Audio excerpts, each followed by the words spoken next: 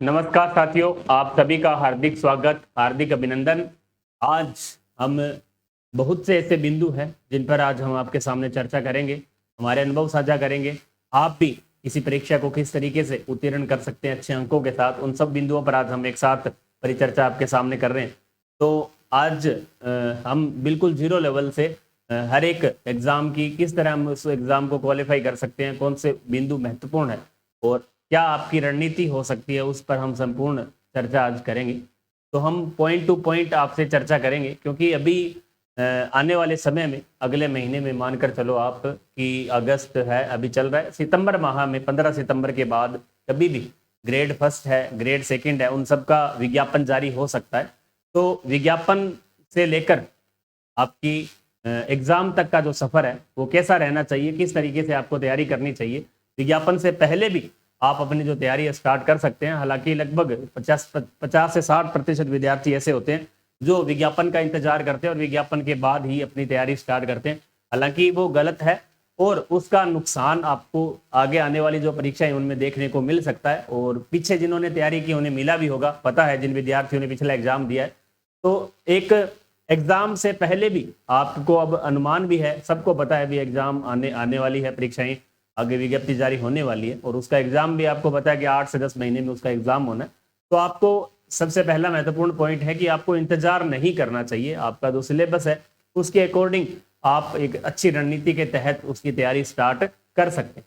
इसमें दो तरह की बातें हो सकती हैं कि जिन विद्यार्थियों ने कोचिंग कर रखी है,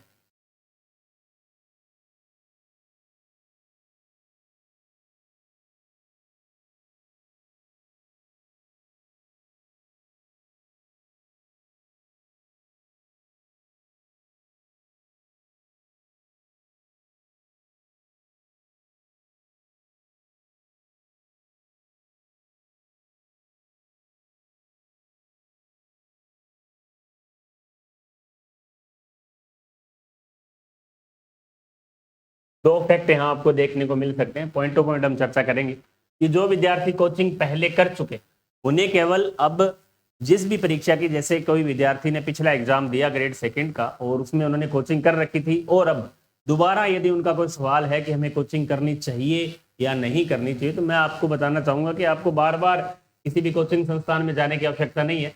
आपका जो सिलेबस है वो सेम है, उस सिलेबस के अकॉर्डिंग आप उन्हीं नोट्सों को, उन्हीं स्टडी मटेरियल को आप दोबारा तैयार कर सकते हैं और उन्हें हो सकता है उनमें कोई अपडेट हो तो आप उनके जो सेल्फ नोट्स हैं वो तैयार कर सकते हैं। तो आपको बार बार कोचिंग संस्थान में जाने की आवश्यकता नहीं है। इसमें आप एक कर सकते हैं कि टेस्ट सीरीज आप कर सकते हैं, ताकि आपको जो रिवीजन है वो आपका जल्दी हो।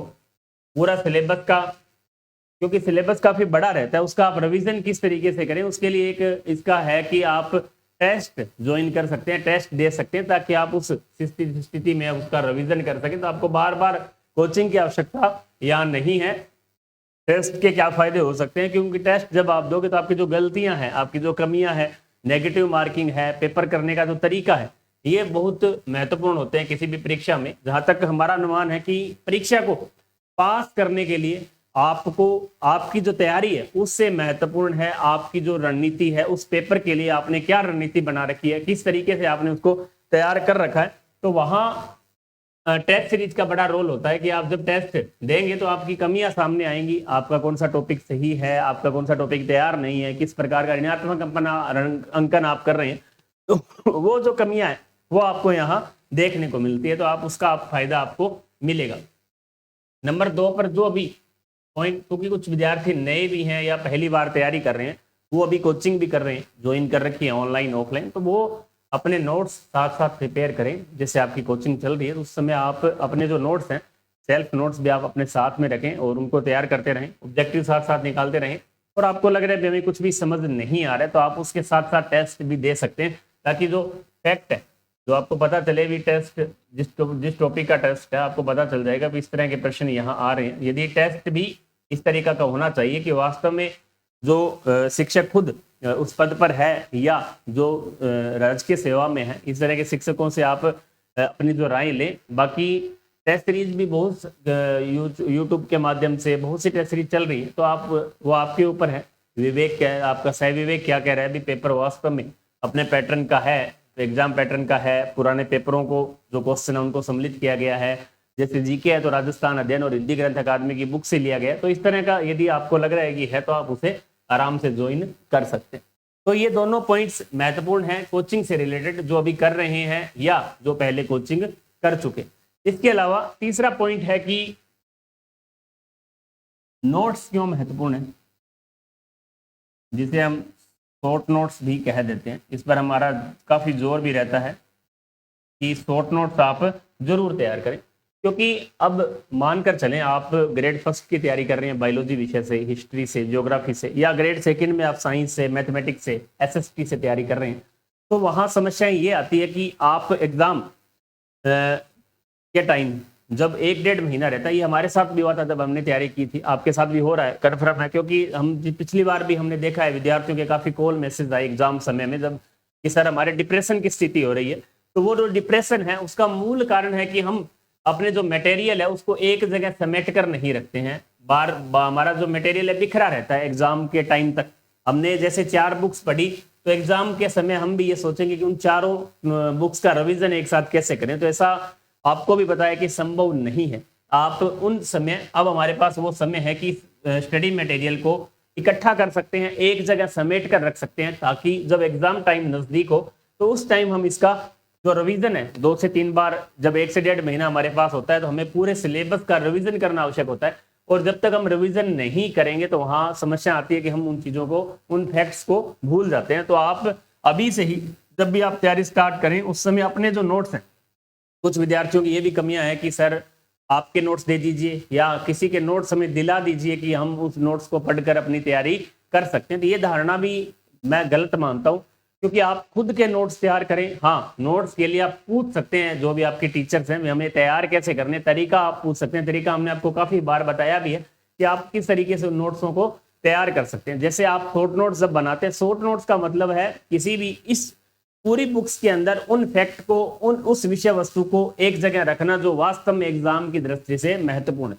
जैसे बुक्स, हर एक एग्जाम के लिए हम अलग अलग बुक्स प्रीफर करते हैं, तो वो पूरी बुक्स महत्वपूर्ण नहीं होती, आपको भी पता है, हमें भी पता है। जैसे आपने राज पेनोरमा के लिए लक्ष्य की पूरी बुक हमारे लिए महत्वपूर्ण नहीं है। उनमें से जो टॉपिक्स अपने लिए महत्वपूर्ण है उन टॉपिक्स को हम एक बार देख सकते हैं और उन्हें एक बार पढ़कर 2 से 3 बार पढ़े उन्हें, उसके बाद नोट्स तैयार करें। कई बार हम साथ साथ एक बार पढ़ लेते हैं और उसके साथ ही नोट्स अपने तैयार स्टार्ट कर देते हैं। उसका कारण है कि जब हम किसी बुक्स को पहली बार पढ़ेंगे तो बहुत से ऐसे इंपॉर्टेंट फैक्ट हैं वो छूट जाते हैं। जब हम दोबारा पढ़ेंगे तो हमारे आगे वो दूसरे फैक्ट आएंगे। जब हम तीसरी बार पढ़ेंगे तो कुछ और फैक्ट्स जो छूट चुके हैं वो भी हमारे सामने आएंगे। तो आप किसी भी बुक को कम से कम 2 से 3 बार पढ़ने के बाद ही अपने शॉर्ट नोट्स तैयार करें। शॉर्ट नोट्स तैयार करने का तरीका है कि आप पिछले एग्जाम पेपर जो हुए उनको देख सकते हैं। उनको देखने के बाद आपको एक आइडिया, बड़ा मोटा आइडिया आपको आ जाता है कि हम इस तरीके से इन एग्जाम पेपर्स के माध्यम से जो शॉर्ट नोट्स बना रहे हैं, यदि लग रहा है भी हाँ ये प्रश्न, इस टॉपिक से ये प्रश्न एग्जाम में पूछा जा रहा है, जैसे आप पिछले जो भी आपके रिलेटेड एग्जाम, अपनी परीक्षा से रिलेटेड जो एग्जाम हुए, आप उनमें प्रश्नों को देखेंगे कि वास्तव में यह प्रश्न उस परीक्षा में पूछा गया था और अब दोबारा पूछा जा सकता है, तो आपको उससे एक मोटा अनुमान, आइडिया हो जाता है कि हाँ इस परीक्षा में इस तरह से प्रश्न पूछे जाते हैं। उसके अकॉर्डिंग अपने आप शॉर्ट नोट्स बना सकते हैं। और बहुत से विद्यार्थी शॉर्ट नोट्स नहीं बनाते कि केवल बुक्स को पढ़ते हैं कि सर हमने तो 2-3 बुक्स पढ़ रखी है। आप 2-3 जब बुक, मान लिया आपने 2-3 बुक्स पढ़ ली, जब एग्जाम टाइम आएगा तो आप उन 2-3 बुक्स को रिवीजन कैसे करेंगे? बड़ी मेन अच्छी बात है कि आप रिवीजन करेंगे कैसे? उन बुक से नहीं कर पाएंगे। चाहे आप कितने भी योद्धा हैं, कितने भी पढ़ने में होशियार हैं, लेकिन जब लास्ट एग्जाम समय आता है उस टाइम एक डिप्रेशन की जो स्थिति पैदा होती है, उसका मुख्य कारण यही है कि हम उस मैटर को, उस परीक्षा सामग्री को समेट नहीं पाते हैं और पूरा पढ़ नहीं पाते, तो दबाव की स्थिति आ जाती है और हम एकदम पढ़ाई छोड़ देते हैं। कई बार अब विद्यार्थियों को देखा होगा कि एग्जाम समय में लास्ट में हार मान जाते हैं, छोड़ देते हैं कि अब हमारे से नहीं होगा। उसका कारण है कि माइंडली प्रेशर, जो डिप्रेशन की जो स्थिति पैदा होती है वो इसी को लेकर, मेन कारण उसका यही है कि हम उस एग्जाम लास्ट समय में अपना जो रिवीजन है वो नहीं कर पाते। तो आप शॉर्ट नोट्स अपने जरूर बनाकर रखें ताकि आपको अंतिम समय में कोई समस्या ना आए। इसके बाद नेक्स्ट जो हमारा पॉइंट है,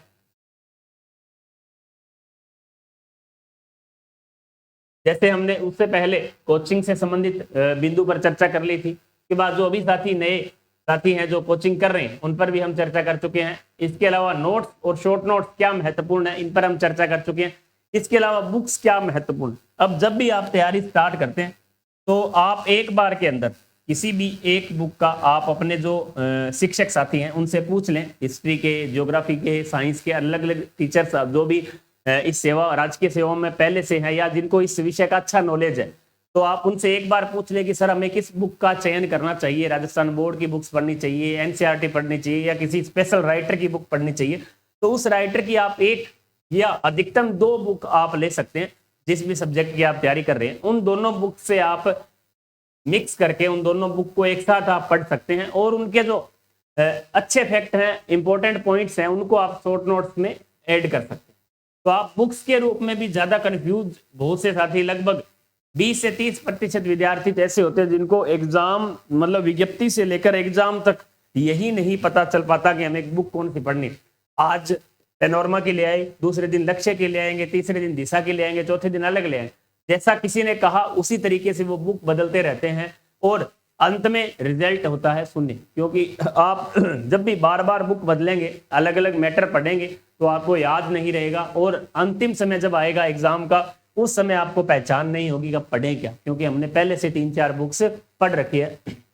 अब जो मटेरियल है, स्टडी मटेरियल, उसको इकट्ठा करना काफी मुश्किल हो जाता है। तो आप ध्यान में रखें जब भी अपनी एग्जाम की तैयारी स्टार्ट करें, सबसे महत्वपूर्ण पॉइंट है, कोचिंग से भी ज्यादा महत्वपूर्ण है सेल्फ स्टडी। और सेल्फ स्टडी के लिए आपका जो स्टडी मटेरियल है वो स्ट्रॉन्ग और फैक्ट वाला होना चाहिए। आपको पता चलना चाहिए कि हाँ ये स्टडी मटेरियल हम पढ़ रहे हैं और इसमें से पेपर आएगा या इससे संबंधित हमारा जो सिलेबस है उसकी पूर्ति पूर्ण रूप से कर रहा है। इस चीज की पता शायद आपको तो नहीं है, लेकिन आपके जो गाइडेंस हैं, जो आपको गाइड कर रहे हैं, मार्गदर्शन कर रहे हैं, उनसे आप पूछ लें एक बार कि सर इस तरह की हमें बुक्स पढ़नी चाहिए, या आप जहां से कोचिंग इंस्टीट्यूट से कोचिंग कर रहे हैं तो वहां से भी आप इसका पता कर सकते हैं, पूछ सकते हैं। और आपके जो नोट्स हैं, जैसे आपने कोचिंग की है तो वो भी महत्वपूर्ण होते हैं। उनसे उनके साथ साथ अब आप कई साथी ऐसा भी पूछते हैं कि सर हम नोट्स के साथ उनको कैसे सेट करें बुक्स को। तो आप जो नोट्स आपने बनाए हैं तो उसमें आप इस तरीके से एडजस्टमेंट करें कि उस नोट्स में जगह भी आप छोड़ सकते हैं और जो पॉइंट्स वहां नहीं लिखे हुए यार आप नई बुक पढ़ रहे हैं तो उन पॉइंट्स को वहां आप एक साथ नोट्स कर सकते हैं। कहने का मतलब है स्टडी मटेरियल को केवल आप एक रजिस्टर में रखें, एक ही जगह पूरे स्टडी मटेरियल को आपको रखना चाहिए ताकि एग्जाम के समय आप उनको अच्छे से पढ़ सकें। अगला पॉइंट है, यह भी महत्वपूर्ण है, ऑब्जेक्टिव। हम बार बार इस पर चर्चा कर रहे हैं। ऑब्जेक्टिव क्वेश्चन किसी भी सब्जेक्ट में होते हैं आप, इनको भी निकालना बहुत महत्वपूर्ण है क्योंकि हमारा जो एग्जाम है वो ऑब्जेक्टिव क्वेश्चनों वाला है, जिसमें 4 आपको ऑब्जेक्टिव मिलेंगे। एक प्रश्न के 4 आंसर वहां दिए होंगे जिनमें से एक को आपको सही उत्तर है जो इसका चुनना होता है। तो आप इनका अभ्यास बहुत जरूरी है। जब तक आप ऑब्जेक्टिव क्वेश्चनों का अभ्यास नहीं करेंगे तो आपको उस थ्योरी का आंकलन नहीं होगा कि इस थ्योरी से जो हमने पढ़ी है उसमें से किस प्रकार का प्रश्न बन सकता है। तो ये भी अपने आप में महत्वपूर्ण है कि ऑब्जेक्टिव क्वेश्चन आप उसका जरूर निकालें, चाहे आप फिजिक्स पढ़ रहे हैं, चाहे आप केमिस्ट्री पढ़ रहे हैं, चाहे आप हिस्ट्री पढ़ रहे हैं, चाहे आप ज्योग्राफी पढ़ रहे हैं, चाहे आप पॉलिटिकल साइंस पढ़ रहे हैं। पीछे के एग्जाम पेपर आपको कुछ भी नहीं मिल रहा है तो आप पीछे के जो एग्जाम पेपर है उनको आप जरूर प्रिंट निकलवा के अपने पास रख सकते हैं। और जब भी आप थ्योरी पढ़ें, मैटर पढ़ें, उस टाइम आपको ये आइडिया होना चाहिए कि हम राष्ट्रपति पढ़ रहे हैं तो इसमें से किस प्रकार के प्रश्न पिछले एग्जामों में पूछे गए हैं। तो यह भी एक बहुत ही महत्वपूर्ण पॉइंट है कि आप ऑब्जेक्टिव बुक जरूर तैयार रखें और उसको बार बार पढ़ें। हमने अब तक 4 पॉइंट्स पर बात की है और चारों ही पॉइंट सेल्फ स्टडी के दृष्टि से बहुत ही महत्वपूर्ण। अब इसके अलावा अब बहुत से साथी कई बार टाइम पीरियड का भी पूछते हैं कि सर क्या टाइम पीरियड रह सकता है।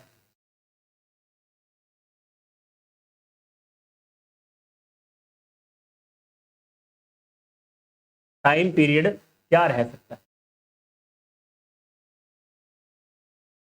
जैसे समय की हम बात करें कि किसी भी परीक्षा के लिए समय, जैसे अभी हम एग्जांपल लेते हैं कि अभी सितंबर से अक्टूबर माह में यदि हमारी विज्ञप्ति जारी होती तो एग्जाम की जो संभावना है वो जून और जुलाई में रहती।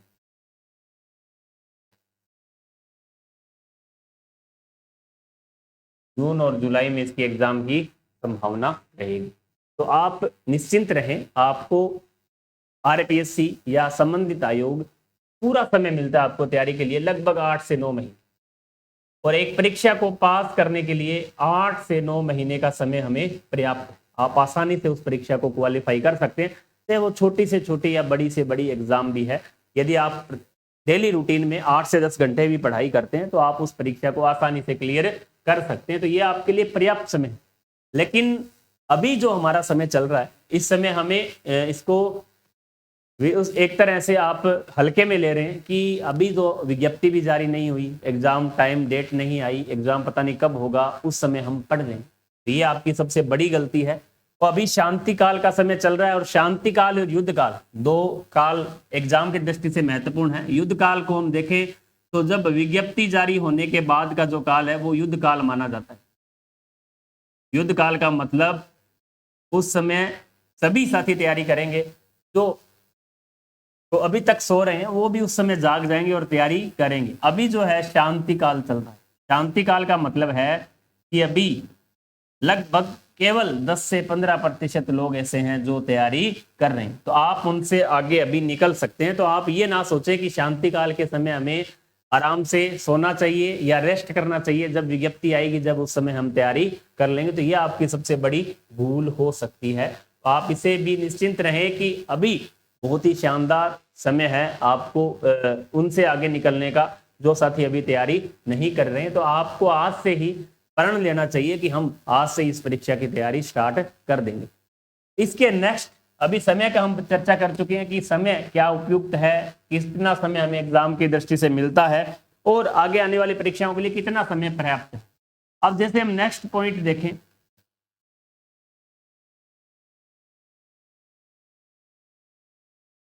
कई बार रिवीजन, हम एक बुक्स को पढ़ने का भी एक बड़ा तरीका होता है। जैसे हम बुक्स, कई साथी कहते हैं सर हम पढ़ते तो बहुत हैं लेकिन हमें याद नहीं रहता। याद नहीं रहता, क्यों नहीं रहता, इस पर हम चर्चा करेंगे। याद करने का भी एक तरीका है, किस तरीके से आप किस किताब को किस तरीके से पढ़ रहे। आप, मैंने जनरली सुना है, आपने भी सुना होगा कि हमने फलाना फलाना किताब को 3 से 4 बार निकाल दिया। अब आपकी व्यू से, आपकी दृष्टिकोण से किस तरह निकाला है ये तो मैं नहीं जानता, लेकिन जहां तक मेरा अनुमान है, आप एक बार सरसरी नजर से किसी भी बुक को पढ़ दें, 2 बार पढ़ दें या 3 बार पढ़ दें, तो ये कोई जरूरी नहीं है कि आपने एक बुक को 4 बार पढ़ दिया तो आपको वो चीजें याद हो गई। ये कतई जरूरी नहीं है। आप चाहे 10 बार पढ़ दें, आपका ध्यान बुक में नहीं है, आप किस तरीके से पढ़ रहे हैं ये तो मुझे नहीं पता, लेकिन आपको जब तक कोई टॉपिक याद नहीं है, आप तो उस बुक को आप चाहे 15 बार पढ़ो, चाहे 10 बार पढ़ो, चाहे 1 बार पढ़ो, उसका कोई फायदा नहीं। आप जब भी बुक्स पढ़ें तो उस टॉपिक को क्लियर करते हुए आगे चलें। जैसे आपने आज राजस्थान जीके के अंदर राजस्थान का सामान्य परिचय पढ़ा, तो आप उसको पढ़ने के बाद उसका इफेक्टिव तरीका तो ये है कि आप उसको पढ़ने के बाद दोबारा रिवाइज, दूसरे दिन रिवाइज करें और अंत में उसके क्वेश्चन निकालें। यदि आपको लग रहा है कि आपने 10 प्रश्न जैसे निकाले, 10 में से आपके 7-8 प्रश्न सही हैं, तो इसका मतलब आपका जो पढ़ने का तरीका है वो भी बिल्कुल सही है। और यदि आपने आज राजस्थान का सामान्य परिचय पढ़ा और दूसरे दिन आपने उसके प्रश्न निकाले और आपको 1-2 प्रश्न ही आ रहे हैं, इसका मतलब आपने उस टॉपिक को सही तरीके से नहीं पढ़ा, आपने ऑब्जेक्टिव क्वेश्चन नहीं निकाले। तो आप पढ़ने का जो तरीका है वो भी बदलें। ये ना सोचे कि हमने किसी बुक्स को 10 बार 5 बार पढ़ दिया, इसका मतलब वो हमारे याद हो गई है, ये जरूरी नहीं है। आप याद नहीं हो रहा, इसका एक तरीका और भी, आप लिख लिख कर भी, जैसे हम छोटे हुआ करते थे, जिस टाइम 7वीं 8वीं 10वीं में पढ़ते थे तो हम लिख कर याद किया करते थे, वो भी एक बहुत ही अच्छा तरीका है। आप प्रश्नों को, ऑब्जेक्टिव को या जो भी आपका मैटर है उसको लिख लिख कर याद भी कर सकते हैं, वो भी लंबे समय तक आपको याद रहेगा।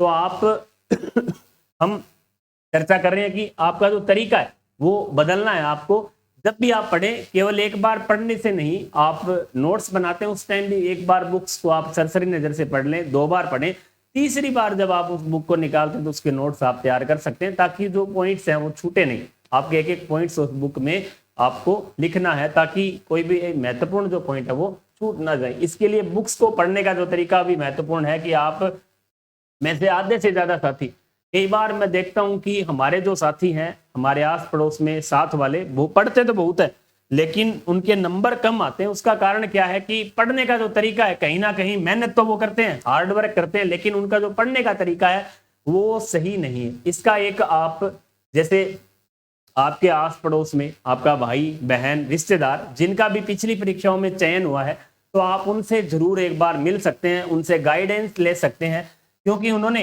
हाल ही के परीक्षा पैटर्न पर उस परीक्षा को पास किया है। तो आप उनसे जरूर मिले, पूछे भी भैया बहन या जो भी आपके रिश्तेदार हैं उनसे पूछे भी आपने किस तरीके से तैयारी की थी, हमें भी बताएं, तो आपको जरूर गाइड करेंगे। लेकिन पूछना आपको पड़ेगा, वो आपको घर पे आकर नहीं बताएंगे कि हमने ऐसे बताया। आप उनसे पूछ सकते हैं, जैसे भी आपके साथी हो सकते हैं, आपका रिश्तेदार, भाई बंधु कोई भी हो, उनसे आप पूछ लें कि भैया आपने सेकंड ग्रेड साइंस की तैयारी किस तरीके से की थी, कहाँ से कोचिंग की थी, या सेल्फ स्टडी की थी तो किस तरीके से की थी, या आपने शॉर्ट नोट्स बनाए थे किस तरीके से बनाए थे, मुझे दिखाना थोड़ा। तो उन चीजों का भी बहुत फर्क पड़ता है। लेकिन हमारी आदत क्या रहती है कि कुछ साथियों की, हम किसी से पूछते नहीं है। कई बार हमें लगता है शर्म आती है, वो क्या सोचेंगे। अरे सोचने को क्या सोचेंगे, कम से कम हमें ये तो पता चलेगा कि हाँ, असफल होने से अच्छा है किसी से पूछ लेना, ज्यादा बेटर रहेगा। आप यदि बार बार असफल हो रहे हैं तो आप उस कारण को जान सकते हैं भी हम क्यों असफल हो रहे हैं, किस तरीके से असफल हो रहे हैं, हमारा क्या रीजन है असफल होने का। तो आप उनसे जरूर पूछें। आपके टीचर्स हो सकते हैं, आपके साथी हो सकते हैं, भाई बहन रिश्तेदार हो सकते हैं, उनसे आप पूछें कि आपका जो तरीका रहा, क्या तरीका रहा, आपने किस तरीके से तैयारी स्टार्ट की, किस तरीके से आपने इस बड़े सिलेबस को रिवाइज किया, टेस्ट दिए नहीं दिए, या अन्य जो भी महत्वपूर्ण जानकारी आप उनसे ले सकते हैं। तो आज हमने इस पूरे सेशन के अंदर सभी परीक्षाओं से संबंधित बहुत ही महत्वपूर्ण रोचक तथ्यों पर अध्ययन किया, रोचक तथ्यों को आपके सामने रखा, और ये महत्वपूर्ण तथ्य आपके लिए आने वाली परीक्षाओं के लिए बहुत ही महत्वपूर्ण साबित होंगे, आपको बहुत कुछ सिखा कर जाएंगे। आज हमने जैसे पहले पॉइंट्स के अंदर हमने कोचिंग कर रखी कोचिंग पर चर्चा की। कोचिंग में हमने आज देखा कि आप कोचिंग से लेकर, आपने यदि पहले कोचिंग कर रखी है तो आपको क्या करना चाहिए। जो साथी अब अभी कोचिंग कर रहे हैं तो उनको किस तरीके से तैयारी करनी है, नोट्स, शॉर्ट नोट्स किस तरीके से बनाने हैं, बुक का अध्ययन है, जो बुक लिस्ट है उनको कैसे तैयार करना है, ऑब्जेक्टिव क्वेश्चन कैसे निकालने हैं। इसके अलावा समय, एक एग्जाम को पास करने के लिए हमें पर्याप्त समय कितना मिलेगा। जैसे जून से आज एग्जाम सितंबर अक्टूबर में विज्ञप्ति जारी होती है, तो उसका एग्जाम जून जुलाई में हो रहा है, तो हम उसको आसानी से कवर कर सकते हैं। दो चर्चाएं युद्ध काल शांति काल पर भी की। अभी शांति काल चल रहा है, युद्ध काल में हमें किस तरह की तैयारियां करनी चाहिए, शांति काल में किस तरीके से पढ़ना चाहिए। और शांति काल वो समय है जिस समय हम बिना किसी डिप्रेशन के हम तैयारी आसानी से कर सकते हैं। जब युद्ध काल आएगा, एग्जाम की तिथि घोषित होगी, उसे युद्ध काल बोलते हैं। जब एग्जाम डेट बिल्कुल पास हो, 2 से 3 महीने का समय होता है, वो युद्ध काल होता है। उस समय पूरी दुनिया जागेगी, पूरी दुनिया पढ़ेगी, और पढ़ने वालों का जो प्रतिशत है वो उस समय बढ़ेगा। लेकिन वास्तव में जो तैयारी करने वाले स्टूडेंट हैं, वो अभी जो तैयारी कर रहे हैं वही तैयारी है। एग्जाम के समय सभी पढ़ते हैं और सभी का चयन आपको भी पता है नहीं होता। केवल 2 महीने 3 महीने से पढ़ने से चयन होता तो आज सभी व्याख्याता होते हैं, सभी सेकंड ग्रेड होते हैं, सभी थर्ड ग्रेड होते हैं। ऐसा संभव नहीं है। आप जो बाहरी मोह माया है, जाल है, उससे बाहर निकले और धरातल की दुनिया पर आए। इस तरीके से यदि आप अध्ययन करेंगे तो आपको वास्तव में लाभ होगा, बेनिफिट मिलेगा। आप यह तरीका, ये जो सारी चीजें आज हमने आपको बताई है, हमारे निजी जीवन पर, निजी जो हमारा दौर रहा है, जब हमने तैयारी की थी उस तरीके से हमने पढ़ा, उसी तरीके से आपको केवल मार्ग प्रदर्शित किया है कि आप इस तरीके से पढ़कर कम समय के अंदर बड़ी सफलता पा सकते हैं। तो आपको यदि ये वीडियो अच्छा लगे तो जो भी आपके साथी तैयारी कर रहे हैं या आप खुद तैयारी कर रहे हैं, तो आपको भी ये देखना है, अपने साथियों में भी शेयर करना है। और नेक्स्ट वीडियो में इसी अगले पॉइंट्स पर हम बहुत ही सिलेबस पर अन्य बहुत से महत्वपूर्ण बिंदु हैं, उन पर हम आगे नेक्स्ट वीडियो में फिर चर्चा करेंगे। तब तक के लिए जय हिंद, जय भारत, जय राजस्थान।